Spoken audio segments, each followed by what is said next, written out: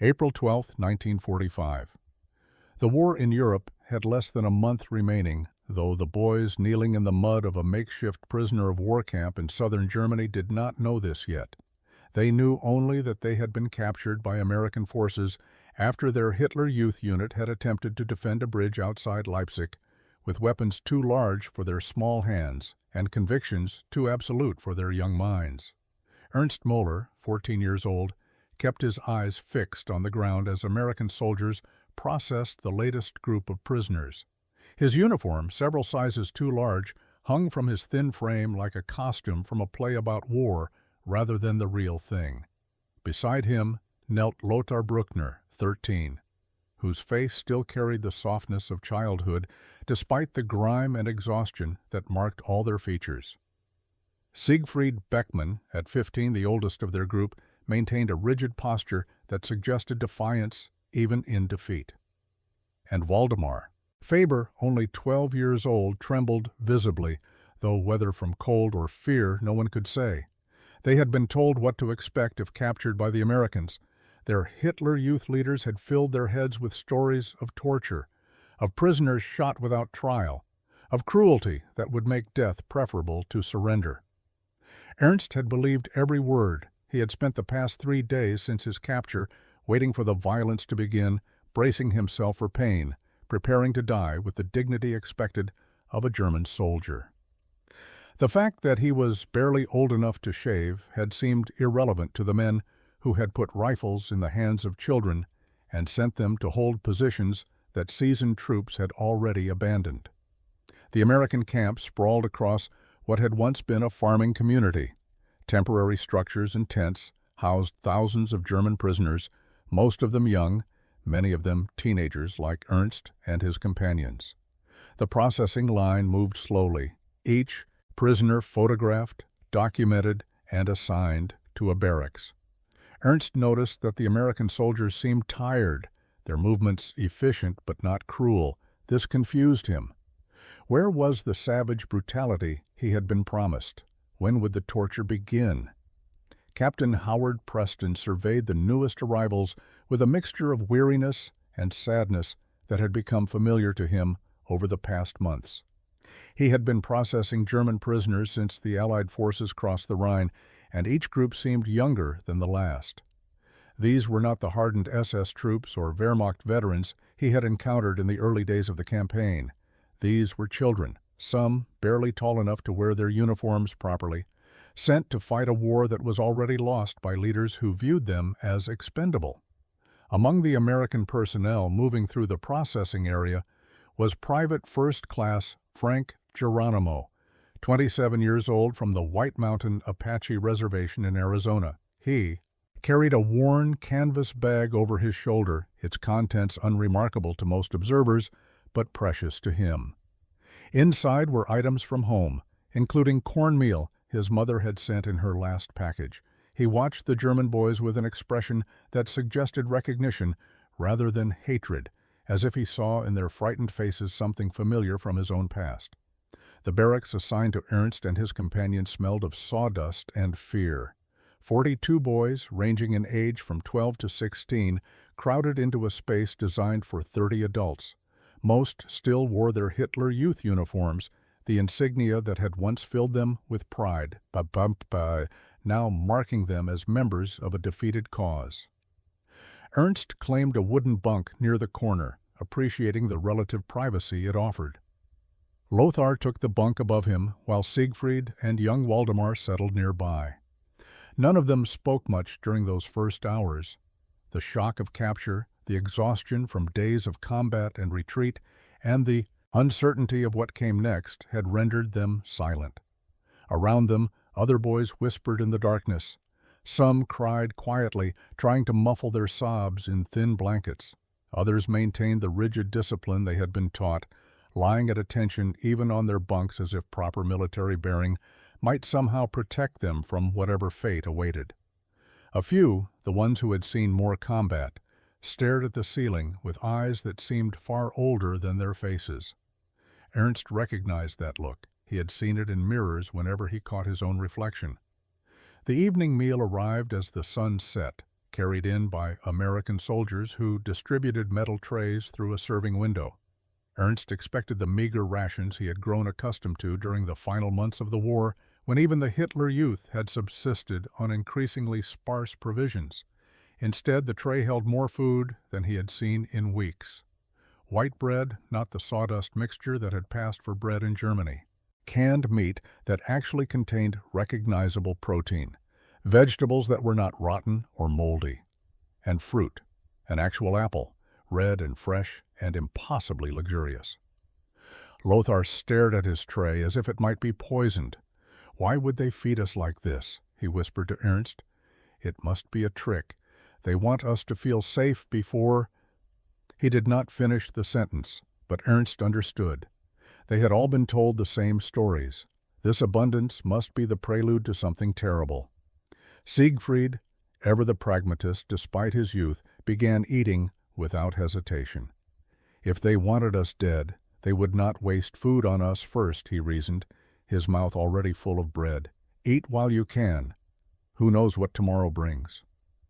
Young Waldemar watched the older boys before tentatively picking up his apple. He bit into it carefully, as if testing whether it was real. The taste brought tears to his eyes, not from sadness, but from the simple, overwhelming sensation of something sweet after months of deprivation. Ernst ate slowly, analyzing every bite for signs of deception. But the food was simply food, nourishing and abundant and utterly at odds with everything he had been taught about American cruelty. As darkness filled the barracks and the boys settled into uneasy sleep, Ernst lay awake wondering what other lies he had been told.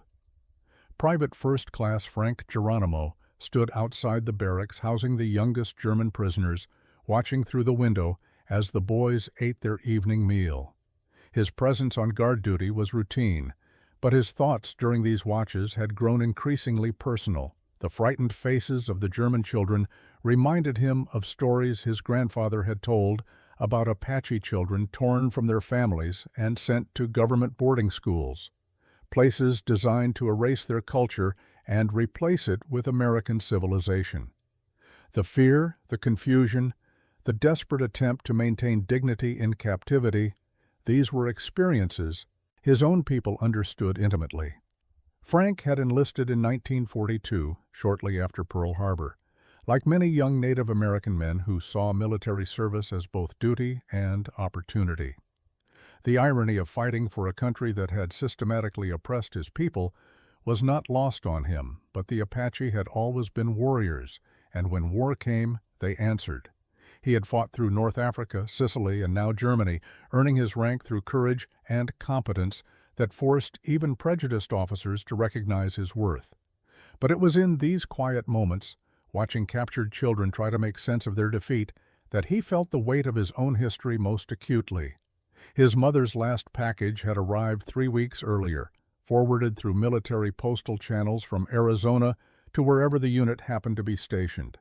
Inside, wrapped carefully in waxed paper, was cornmeal ground from blue corn, traditional to their people. His mother had included a brief note in her careful English, learned at the same boarding schools that had tried to erase her Apache identity. "Make something good with this," she had written. "Remember who you are, even far from home." Frank had carried the cornmeal with him ever since, uncertain why, but feeling it was important. Now, watching these German boys eat American rations with the desperate hunger of the long-deprived, Frank thought about his grandfather's stories of kindness received from unexpected sources during the hardest times. A teacher at the boarding school who secretly allowed students to speak Apache, a rancher who hired Apache workers and paid them fairly when few others would, small acts of humanity that acknowledged dignity even in circumstances designed to strip it away. His grandfather had taught him that such moments mattered, that they could change the course of a life. Frank reached into his bag and felt the cornmeal. An idea was forming, one that might seem insignificant to others but felt profoundly important to him. These boys expected cruelty. They had been taught that their captors were monsters. What if instead of confirming their fears, he showed them something different? What if he made them corn cakes, simple food from his own tradition, and offered it as his grandfather had been offered kindness generations ago. The morning of April 13th dawned cold and gray. Ernst woke to the sounds of boys coughing, the thin blankets insufficient against the chill that seeped through the barracks walls. Roll call came at dawn, the German prisoners shuffling into formation in the yard while American soldiers counted heads and checked names against their lists. Ernst stood straight despite his exhaustion, determined to maintain the discipline that had been drilled into him. Beside him, Waldemar swayed slightly, the youngest boy struggling to keep his eyes open after a night of fitful sleep interrupted by nightmares. After roll call, the boys were divided into work details. Ernst and his companions found themselves assigned to kitchen duty, a rotation that would have them peeling potatoes and washing dishes for the camp mess hall. As they walked toward the kitchen building, Ernst noticed an American soldier walking alongside them. It was the same soldier he had seen watching their barracks the previous evening, a man whose features suggested he was not of European descent. Ernst had never seen a Native American before, though he recognized from his school geography lessons that such people existed in America. Private Geronimo led the small group of boys into the kitchen area, where large pots and industrial stoves filled a space thick with the smells of cooking food. The head cook, a corpulent sergeant from Ohio, gestured toward bags of potatoes that needed peeling. "Keep them busy," he told Geronimo, "and make sure they don't steal nothing." The assumption that starving children would steal food seemed both obvious and sad, but Geronimo simply nodded and set the boys to work. Ernst took up a peeling knife and began the monotonous task. Beside him, Lothar worked in silence, while Siegfried and Waldemar handled their own pile of potatoes. The work was mindless, allowing Ernst's thoughts to wander to his family in Leipzig. Were they alive? Had the city survived the bombing? Would he ever see them again? These questions circled endlessly in his mind, never finding answers. After an hour, Geronimo approached with a metal bowl and some cornmeal. Ernst watched warily as the Apache soldier began mixing the meal with water and a pinch of salt, his movements practiced and deliberate. The mixture formed a thick batter that Geronimo shaped into small, round cakes with his hands. He placed a cast-iron skillet on one of the stoves and added a small amount of fat, then began cooking the cakes until they turned golden brown. The smell was unlike anything Ernst had encountered before, earthy and slightly sweet, distinctly different from German or American army bread. When the first batch finished cooking, Geronimo placed the warm corn cakes on a plate and carried them to where the boys worked. He set the plate down on the table between them without a word, then returned to make more. Ernst stared at the food, confused by this gesture. Was this a test? A trick? Why would their captor make them food from his own traditions? Waldemar was the first to reach for a corn cake. At 12, hunger overrode caution more easily than it did for the older boys. He picked up one of the warm rounds and bit into it tentatively, his eyes widening at the texture and taste. It was nothing like German bread or American white bread. It had a grainy sweetness, a density that felt substantial, and a warmth that seemed to spread beyond just his mouth. He took another bite, this time with less hesitation, and then another until the corn cake was gone. Ernst watched Geronimo's face for any sign of mockery or satisfaction at seeing a German boy reduced to grateful acceptance of enemy charity. But the Apache soldier's expression remained neutral, almost contemplative, as if this act of feeding them was something he did for reasons that had nothing to do with power or pity. Lothar reached for a corn cake next, followed by Siegfried, and finally Ernst himself. The moment his teeth broke through the slightly crisp exterior to the soft interior, Ernst understood that this was not army rations or strategic feeding. This was personal food, made by hand, shared from one person's tradition to another. Geronimo returned to the skillet and continued cooking, making enough corn cakes for all 4 boys to have seconds. He worked in silence, but it was not an uncomfortable silence. It felt more like the quiet of someone engaged in a meditative task, something done with care and intention rather than obligation. When he finished the last batch, he sat down on a wooden stool near their work table and took one of the corn cakes for himself. He ate it slowly, and for the first time since their capture, Ernst saw an American soldier not as an enemy or captor, but simply as a man eating food from his home. "What is this called?" Lothar asked suddenly in his careful, school-taught English. The question surprised Ernst. Speaking to their captors seemed dangerous, an admission of vulnerability. But Geronimo looked at Lothar without the condescension Ernst had learned to expect from adults when children spoke. "Corn cakes," Geronimo said simply. "My people have made them for more generations than anyone can count. My mother sent me cornmeal from home. I thought you might be hungry for something that was not from a can." The simplicity of the explanation struck Ernst more powerfully than any elaborate justification could have. This soldier had received food from his mother and had chosen to share it with enemy prisoners, not because regulations required it, not because he was ordered to, but because he thought they might appreciate something made with care. Siegfried, usually the most guarded of their group, spoke next. "Thank you," he said quietly in English. "We were told you would hurt us. You bring us food instead." Geronimo nodded slowly. "I know what it is like to be far from home and afraid," he said. "My grandfather told me stories about being a child and having everything you knew taken away. He said the people who showed him kindness in those times were the ones he remembered most." The corn cakes became a turning point that none of the boys fully understood in the moment. That afternoon, as they continued their kitchen duties, Ernst found himself watching the American soldiers with new attention. He noticed how they joked with each other, how they complained about the food, even though it was abundant, how they showed photographs of families and sweethearts to anyone who would look. They were not the savage monsters of Hitler Youth propaganda. They were simply men, tired of war, missing home, trying to get through each day. Sergeant Karl Zimmermann, the German-American Guard, had been observing the interaction between Geronimo and the boys with particular interest. Zimmermann's own parents had immigrated from Germany before the war, and he carried the complicated burden of fighting against the country of his heritage. He approached the boys during their afternoon break, his German fluent and unaccented. "Private Geronimo is a good man," he told them in their language. "He sees you as children first, enemy soldiers second.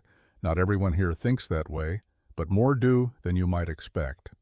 Ernst found himself speaking before he could stop himself. "We were told that Americans torture prisoners, that they hate all Germans and want us dead. That surrender meant suffering worse than death." Zimmermann nodded, unsurprised. "And what were you told about Jews?" he asked quietly. "About Poles? About Russians?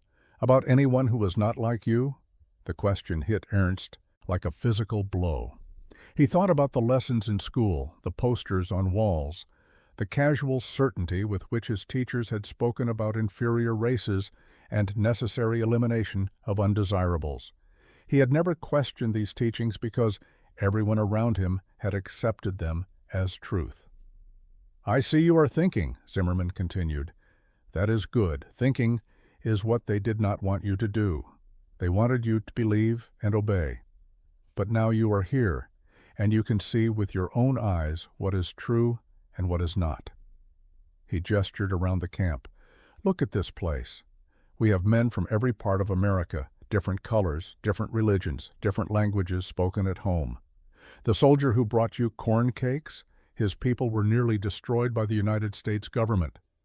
Yet he serves in this army. Why do you think that is?" Lothar, who had been listening intently, offered an answer. "Because America is different than we were told?" Zimmermann smiled sadly. "America is complicated. It has done terrible things to its own people.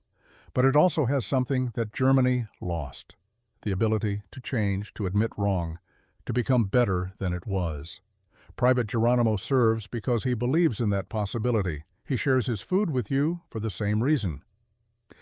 The days began to establish a rhythm. Ernst and his companions rose at dawn, attended roll call, worked their assigned duties, ate meals that continued to astonish them with their abundance, and spent evenings in the barracks listening to other boys share stories of capture and loss. The initial terror of imprisonment gradually gave way to a strange kind of numbness, punctuated by moments of unexpected humanity. Geronimo continued to appear during their kitchen shifts, sometimes bringing corn cakes, other times simply sitting nearby while they worked, his presence somehow reassuring rather than threatening. On the 5th day of their captivity, Captain Howard Preston called the youngest prisoners together for what he described as an assessment. Ernst joined approximately 30 boys, all under 16, in a large tent that served as a classroom and recreation area. Preston, a former school administrator from Pennsylvania, had volunteered for this assignment specifically because he believed these child soldiers needed different handling than adult prisoners. He stood before them now, speaking slowly in English while Sergeant Zimmerman translated into German. "You are not going to be treated as regular prisoners of war," Preston explained. "You are children who were forced into service by adults who should have protected you instead. The United States Army recognizes that you are victims of this war as much as any civilian. We will provide education, proper food, medical care, and eventually help reuniting you with your families when it becomes possible." The words seemed impossible to Ernst. Education? As if they were students rather than captured enemy soldiers? He looked around at the other boys, seeing his own confusion reflected in their faces. Preston continued, "I know you were taught to hate us. I know you expected cruelty, but we are not your enemies anymore. The war is ending. What matters now is helping you survive it and build whatever comes next." He paused, letting Zimmerman's translation catch up. "Some of you can already speak English. Others will learn. We will have classes in mathematics, history, science, real history, not the propaganda version you were taught. You will have time to play games, to be young people again instead of soldiers. This is not a kindness. This is what should have been your right all along." Waldemar raised his hand tentatively, as if he were back in school. Preston nodded to him. "If the war is ending," Waldemar asked in halting English, "does that mean Germany is losing?" The question hung in the air, heavy with implications. Preston looked at the boy with something like compassion. "Germany has already lost," he said gently. "What remains now is how quickly the fighting stops, and how many more lives are wasted before it does." Captain Preston introduced a new element to the camp routine on April 18th. Each boy would be given paper and pencil to write letters to their families. The letters would be held by the Red Cross and delivered once communication channels to Germany could be re-established after the war's end. For many boys, this was the first opportunity they had been given to tell their families they were alive. Ernst sat at a rough wooden table in the recreation tent, staring at the blank sheet of paper before him. What could he possibly write?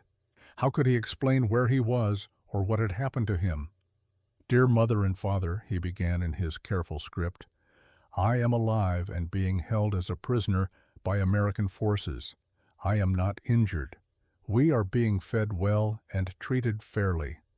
Please know that I think of you every day and pray that you are safe." He stopped, his pencil hovering over the paper. What else could he say? That everything he had been taught was a lie? That the enemies they had feared were showing them more kindness than their own leaders had? That he no longer knew what he believed about anything? These truths seemed too dangerous to commit to paper, too uncertain to inflict on parents who might already be suffering unbearable losses. Around him, other boys wrestled with similar struggles. Some wrote quickly, pouring out their loneliness and fear onto the page.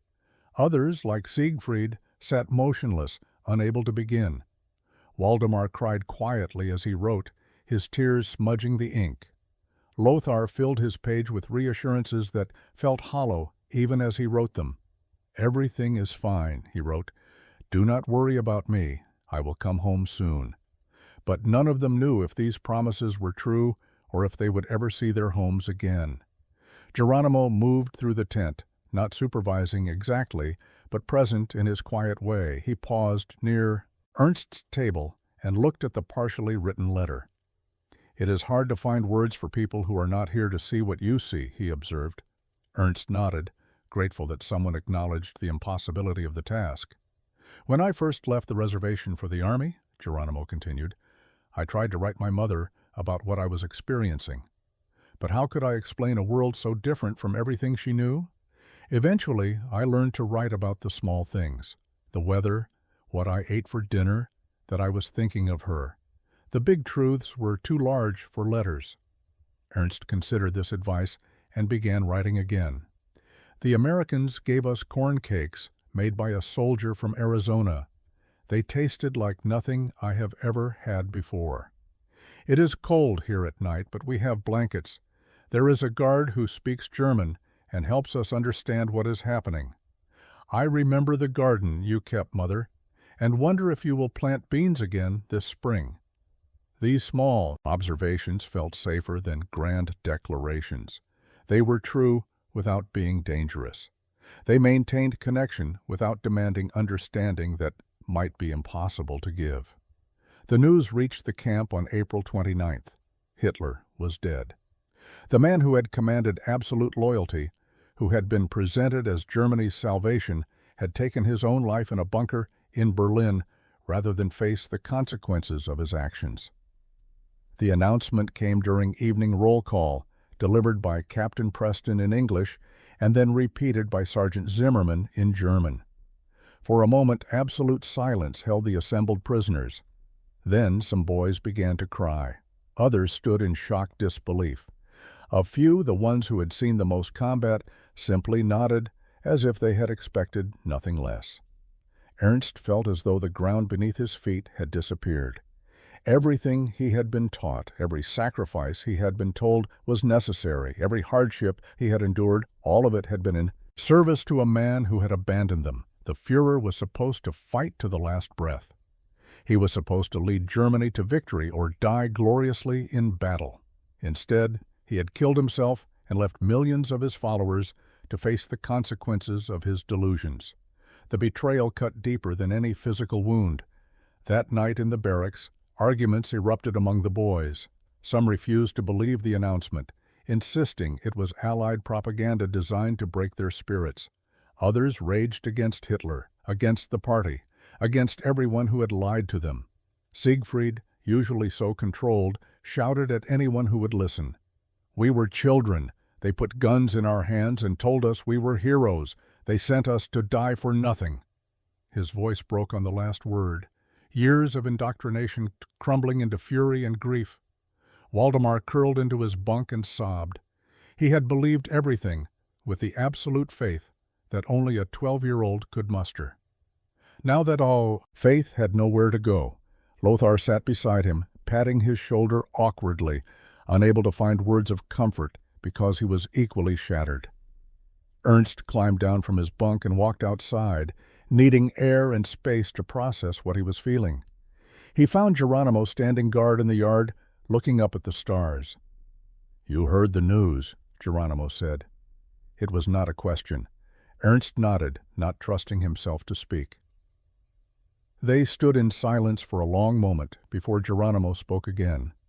"When I was young, my grandfather told me about the Apache wars, about leaders who promised victory if we just fought hard enough, believed completely enough. He told me about the moment when those promises revealed themselves as impossible dreams. He said the anger you feel when you realize you have been used is like fire. It can destroy you, or it can forge you into something stronger. The choice is yours." Ernst looked at this man who had every reason to hate him, whose people had suffered their own betrayals and losses, yet who continued to offer wisdom instead of judgment. "How did your grandfather choose?" Ernst asked quietly. May 1st brought unseasonably warm weather to the camp. With Hitler's death confirmed and German forces surrendering across multiple fronts, the mood among American personnel shifted from wartime vigilance to occupation uncertainty. For the German boys, the collapse of everything they had believed left a void that needed filling. Captain Preston, recognizing this dangerous emptiness, accelerated his education program. The recreation tent became a makeshift school where prisoners could attend voluntary classes taught by American soldiers with teaching experience or specialized knowledge. Geronimo found himself unexpectedly drafted into this educational effort. Captain Preston had learned of his fluency in Apache English and basic Spanish, along with his knowledge of Apache history and survival skills. "These boys need to understand that there are different ways of seeing the world," Preston told him. "You can teach them that better than most." So Geronimo began offering sessions about Native American history, about perspectives that existed outside the German-American conflict that had consumed these boys' lives. Ernst attended Geronimo's first class out of curiosity more than genuine interest. Approximately 15 boys gathered in the tent as Geronimo began speaking, with Zimmerman translating the more complex concepts into German. "My people, the Apache, have a long history of war and survival," Geronimo started. "We fought the Spanish, the Mexicans, and the Americans. We believed we were defending our land and our way of life. We were brave and skilled warriors, but we also learned something important. Being a great warrior does not mean you were fighting for the right cause. Courage and honor can be used in service of survival or in service of oppression. The difference matters." He spoke about his grandfather, about the Apache wars of the previous century, about leaders like Geronimo himself, after whom Frank had been named. "My namesake fought against the United States Army for many years. He was brave and clever and never surrendered easily. But eventually he realized that continuing to fight meant the complete destruction of our people. Surrender felt like betrayal, but it was actually survival. Sometimes the hardest choice is knowing when to stop fighting for a cause that cannot be won." Lothar raised his hand. "But you are in the American Army now. Does that not betray your grandfather's fight?" It was a bold question, perhaps even disrespectful, but Geronimo did not seem offended. "My grandfather spent his last years telling stories to anyone who would listen. He wanted people to know that the Apache were not savages, that we had culture and wisdom and reasons for our actions. He believed that understanding between peoples was possible if both sides were willing to see each other as human. I serve in this army because I believe the same thing. The United States has done terrible things to my people. But it also has the capacity to learn and change. That possibility is worth defending." Ernst listened with growing attention.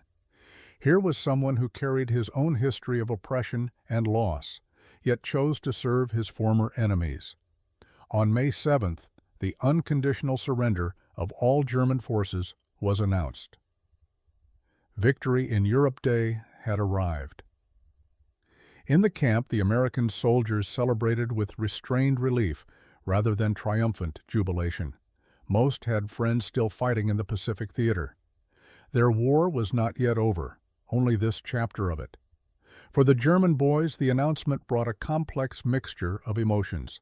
The war they had been told would end in glorious victory had instead concluded in total defeat. Everything they had sacrificed, every hardship they had endured, had been for nothing. Captain Preston organized a special evening gathering in the main yard. A bonfire was built, and both guards and prisoners were invited to sit together. It was an unprecedented gesture, this voluntary mingling of captor and captive in a moment of shared transition. Ernst joined the gathering reluctantly, uncertain what to expect. He found a spot near the fire's edge where Geronimo and several other American soldiers had already settled. Waldemar, Lothar, and Siegfried sat nearby, drawn by the warmth of the flames and perhaps by a desire to understand these men who had treated them so differently than expected. As darkness fell and the fire burned brighter, soldiers began sharing stories. Corporal Robert Mackey, the coal miner from Pennsylvania, spoke about his family's immigration from Ireland 3 generations earlier, about poverty and discrimination, and gradually finding acceptance. Sergeant Zimmerman talked about his parents' decision to leave Germany in 1933 when they saw the direction the country was heading. They lost everything they had built, he said quietly, but they knew staying would cost them more. His words hung in the air, a reminder that not all Germans had supported what their country became. Geronimo added wood to the fire and began speaking about Apache storytelling traditions. "My people believe that stories are how we pass wisdom between generations," he explained through Zimmerman's translation. "We tell stories about mistakes our ancestors made so that we do not repeat them. We tell stories about courage and kindness so that we remember what matters.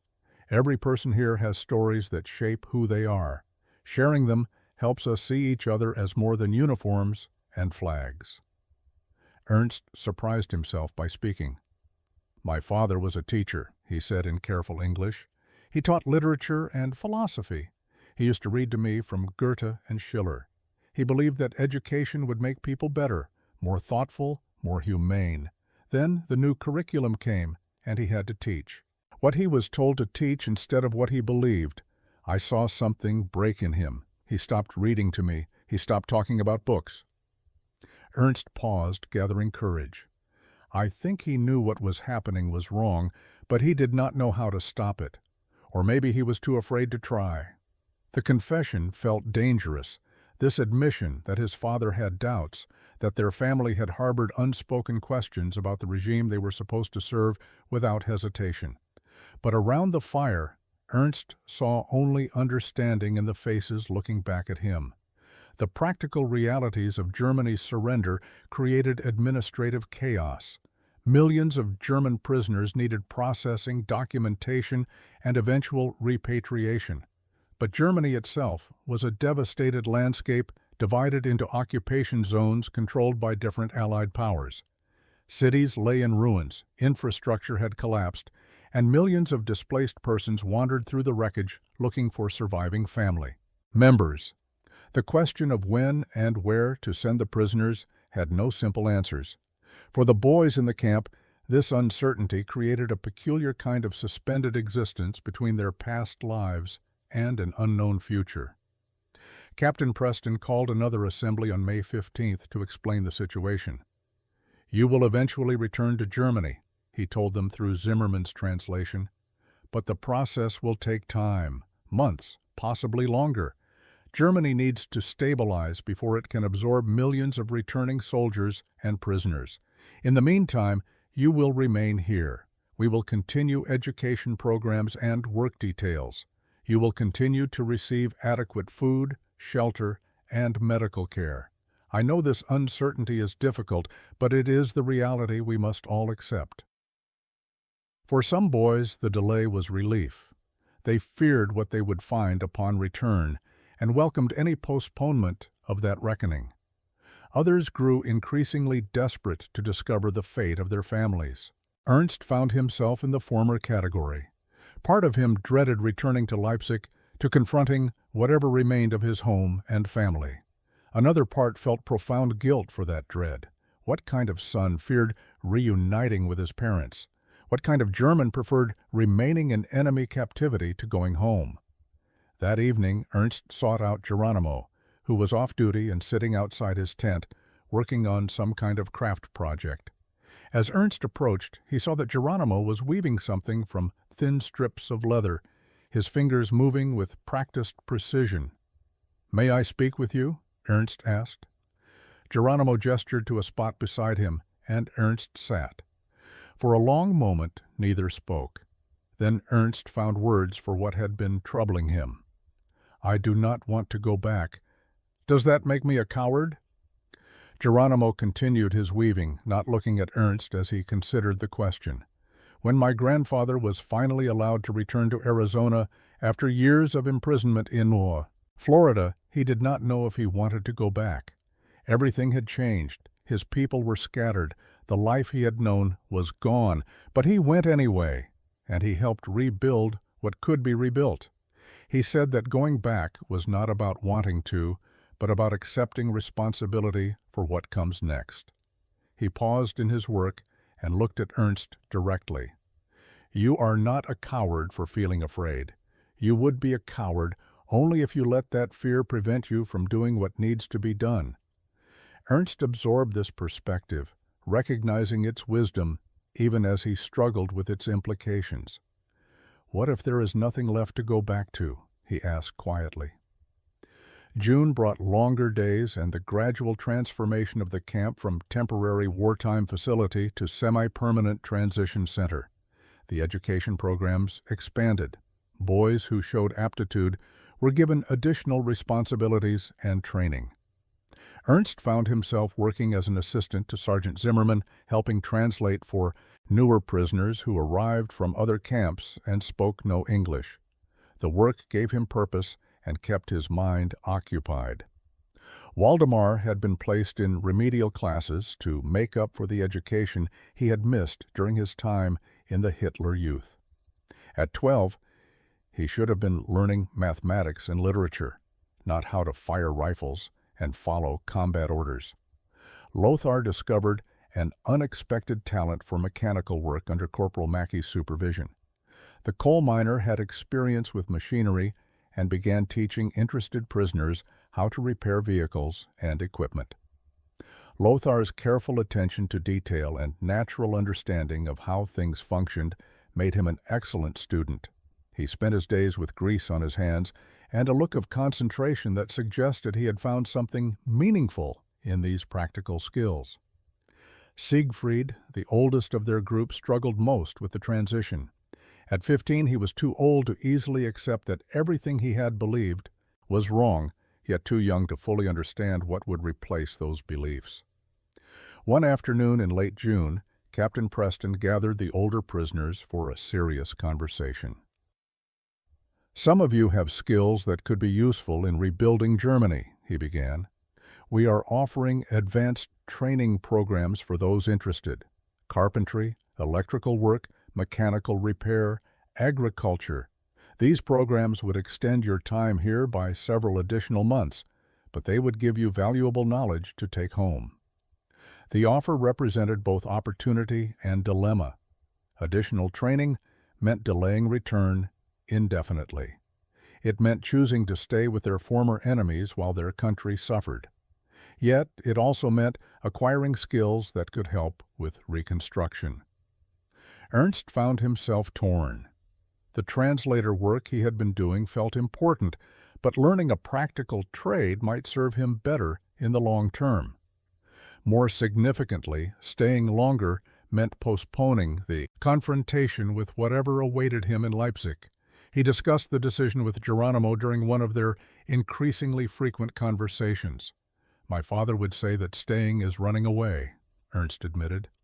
"That accepting more help from Americans is betraying Germany again." Geronimo nodded slowly. "Your father might say that.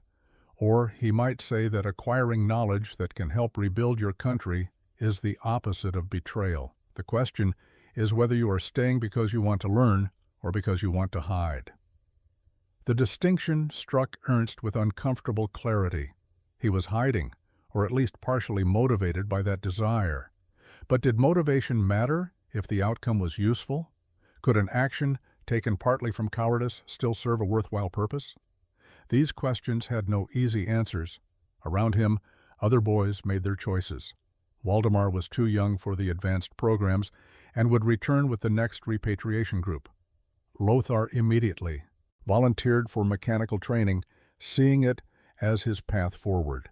Siegfried refused, insisting that every day away from Germany was a day of shirking his duty to help his people. The first major repatriation group departed on July 3, 1945. 120 German prisoners, including Waldemar and Siegfried, were processed through Red Cross channels and loaded onto trucks that would take them to ships bound for Europe.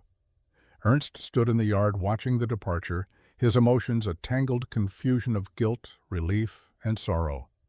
Waldemar, who had become like a younger brother to him over these months, clung to Ernst briefly before boarding. "Tell my family I survived if you see them before I do," the 12-year-old whispered, though both knew the likelihood of such an encounter was nearly impossible. Siegfried's goodbye was more formal, stiff with the military bearing he had maintained throughout captivity. "You are making a mistake by staying," he told Ernst. "And Lothar, Germany needs us now, not after we have learned American ways and forgotten who we are." His judgment stung because Ernst feared it might be true. Was he forgetting who he was? Or was he discovering something more authentic than the identity that had been forced upon him? The distinction felt crucial, but remained frustratingly unclear. As the trucks rolled away carrying boys back toward an uncertain future, Captain Preston addressed those who remained. Approximately 40 prisoners had chosen to stay for extended training, Ernst and Lothar among them. "You have made a difficult choice," Preston acknowledged. "Some will question your decision. Some will call you collaborators or traitors, but I believe you are showing wisdom and courage. You are choosing to prepare yourselves to be useful rather than rushing back unprepared. That is not betrayal. That is responsibility." His words provided some comfort, but they could not entirely erase the doubt. That evening, Ernst wrote another letter to his parents, knowing it might be months before they received it, and even longer before he saw them. "Dear Mother and Father, I have chosen to remain in America for additional training before returning home. I know you may not understand this decision, but I believe it is the right choice. I am learning skills that will help me contribute to whatever Germany becomes next. I think of you constantly and pray for your safety." Geronimo found Ernst sitting alone after dark, staring at the letter he had written but not yet submitted to the Red Cross collection. "Second thoughts?" Geronimo asked. Ernst nodded. "I keep wondering if I am being selfish, if I am choosing the comfortable path instead of the hard but right one." Geronimo sat beside him in companionable silence before responding. "My grandfather used to say that sometimes the hardest path is not the most dramatic one. Going back to Germany right now might feel like the brave choice because it is immediate and visible. But staying to learn, to prepare yourself, to become someone who can truly help rebuild, that requires a different kind of courage. The courage to disappoint expectations and trust your own judgment about what will serve best in the long term." The words settled into Ernst's mind, not resolving his doubts entirely but providing a framework for living with them. He folded the letter and placed it in the collection box. August brought intensive training for those who remained. Ernst had chosen carpentry, drawn by memories of his grandfather, who had been a furniture maker before the Great War. The camp's workshop became his daily destination, where an American sergeant named Thomas Hartley taught the fundamentals of measuring, cutting, joining, and finishing wood. Hartley was a patient teacher who treated his German students not as enemies, but as apprentices deserving of his knowledge and attention. Ernst discovered satisfaction in the precise work, in the way careful measurements and proper technique produced results that were both functional and beautiful. Lothar thrived in his mechanical training under Corporal Mackey's guidance. He learned about engines, electrical systems, and the complex machinery that powered modern vehicles and equipment. His natural aptitude became increasingly apparent, and Mackey often said that Lothar had the best mechanical mind he had encountered in his years of teaching. The praise meant more to Lothar than any commendation he had received during his Hitler Youth service because it was based on genuine skill rather than political reliability or ideological fervor. The education extended beyond practical skills. Captain Preston organized evening lectures on subjects ranging from mathematics to world history, the latter taught from perspectives dramatically different than what the boys had learned in German schools. Sergeant Zimmerman led sessions on German literature and philosophy, reclaiming the cultural heritage that had been twisted by Nazi ideology. He read from Goethe, Schiller, and Heine, reminding the boys that their country had produced profound thinkers and artists long before it produced the Third Reich. These sessions felt like recovering stolen property, reclaiming an identity that was authentically German without being tainted by recent horrors. Geronimo continued his informal teaching about Apache history and philosophy. His sessions had become popular among the remaining prisoners because he never lectured or preached. Instead, he told stories and asked questions that made boys think about their own experiences and choices. One evening, he spoke about the concept of balance that was central to Apache spirituality. "My people believe that everything must be in balance," he explained. "When something is taken, something must be given. When harm is done, restoration must follow. This is not about punishment or revenge, it is about maintaining harmony." Ernst raised a question that had been troubling him. How can there be restoration for what Germany did? How can balance be achieved when the harm is so great? Geronimo considered this carefully. The harm cannot be undone. But refusing to try for restoration because the task seems impossible only adds to the original harm. Each person must do what they can to restore balance in their own sphere. You cannot fix everything, but you can fix something. You can become someone who adds more good to the world than harm. That is restoration on an individual level, and when enough individuals commit to it, societies can change. The concept resonated with Ernst. He could not undo the past or erase Germany's crimes, but he could choose who he became in response to that knowledge. He could learn skills that would help rebuild. He could treat others with the humanity that had been denied to so many. He could become someone his grandfather would have been proud of. November 1945 brought the end of Ernst and Lothar's extended training. 7 months had passed since their capture, and the time had come to return to Germany. The country they would find bore little resemblance to the one they had left. American intelligence reports described cities reduced to rubble, population starving and desperate, infrastructure completely collapsed, and a society struggling to comprehend the magnitude of what had been done in its name. The Nuremberg trials had begun, forcing Germans to confront evidence of systematic atrocities that many had claimed not to know about. Denial was no longer possible. Captain Preston gathered the departing prisoners for a final assembly. 23 boys, including Ernst and Lothar, would leave together. "You are not the same young men who arrived here," Preston told them. "You have learned skills and gained knowledge that will serve you well. But more importantly, you have learned to think critically, to question what you are told, and to judge actions by their effects, rather than their intentions. Take these lessons home with you. Germany will need people who can think clearly and work honestly to rebuild a better country." Geronimo presented each departing prisoner with a small gift, items he had crafted during evening hours over the past months. For Ernst, it was a small wooden carving of an eagle, the Apache symbol for vision and perspective. "Remember to see from high above sometimes," Geronimo told him. "Do not get lost in details so close that you forget the larger picture. And do not stay so high above that you forget the individuals whose lives make up that picture."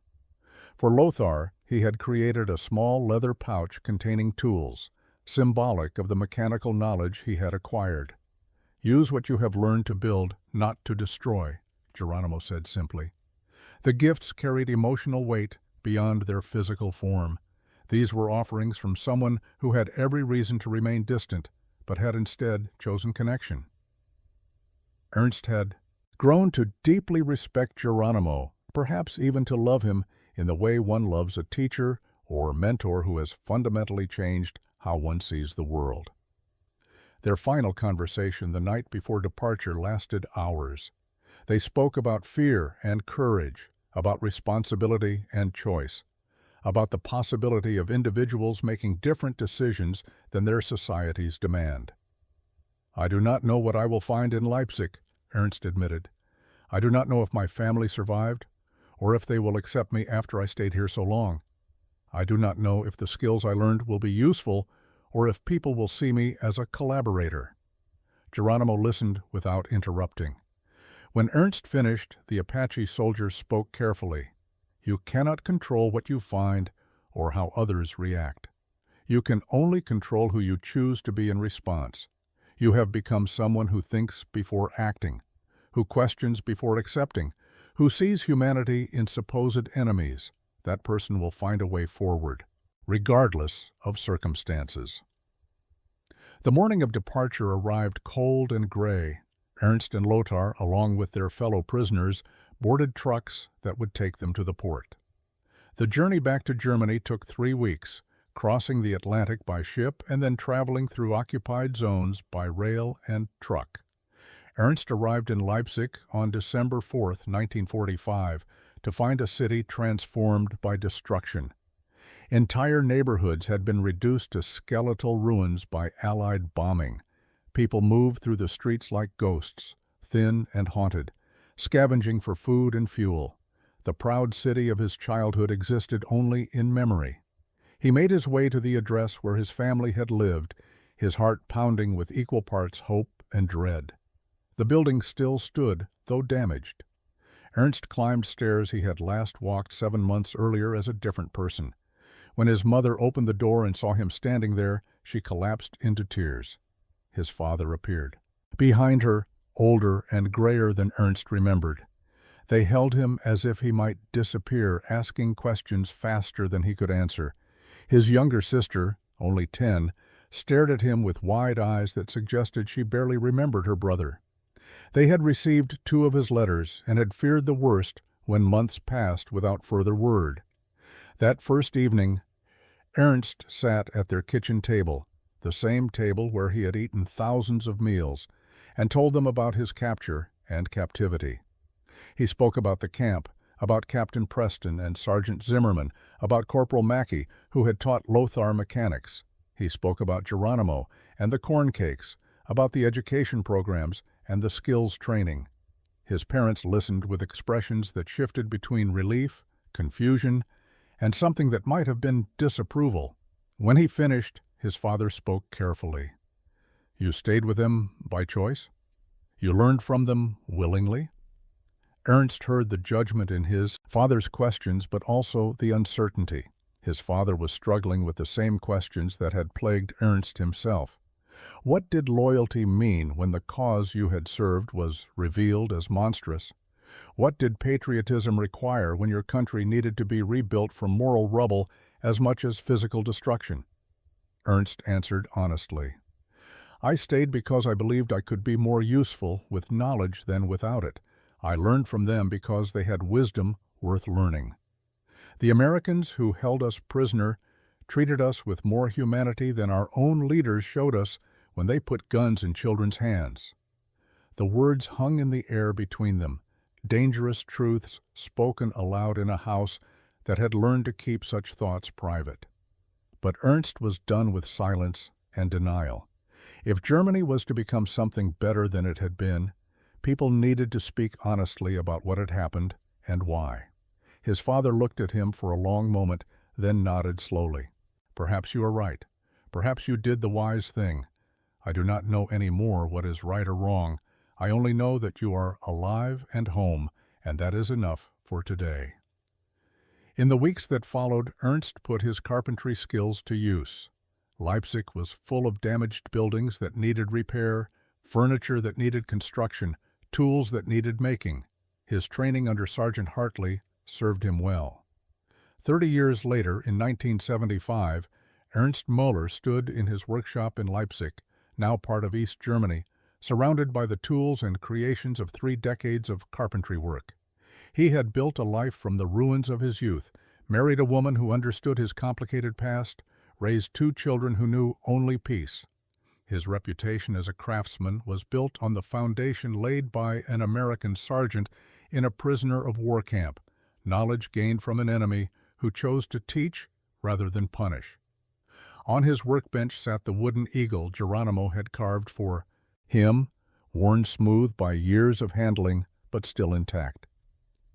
That morning, he had received an unexpected letter forwarded through complicated channels between East and West. The envelope bore American stamps and return address from Arizona. Inside, written in English, he could still read fluently after all these years, was a message from Frank Geronimo. The Apache soldier, now 57 years old, wrote about his life after the war, about returning to the reservation and working to preserve his people's culture and language. He wrote about becoming a teacher himself, passing on the lessons his grandfather had taught him. And he wrote about remembering the German boys he had shared corn cakes with 3 decades earlier, wondering what had become of them.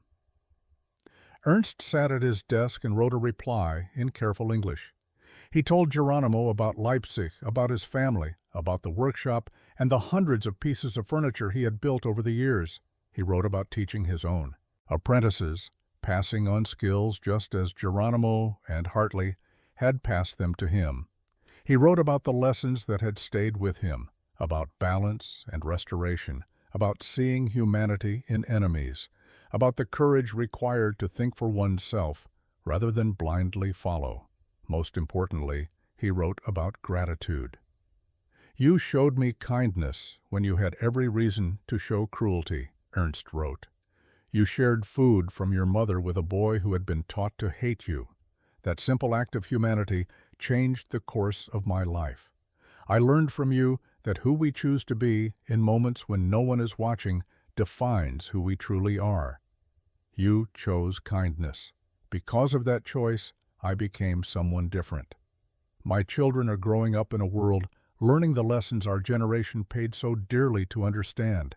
Thank you for the corn cakes. Thank you for seeing a child where others saw only an enemy."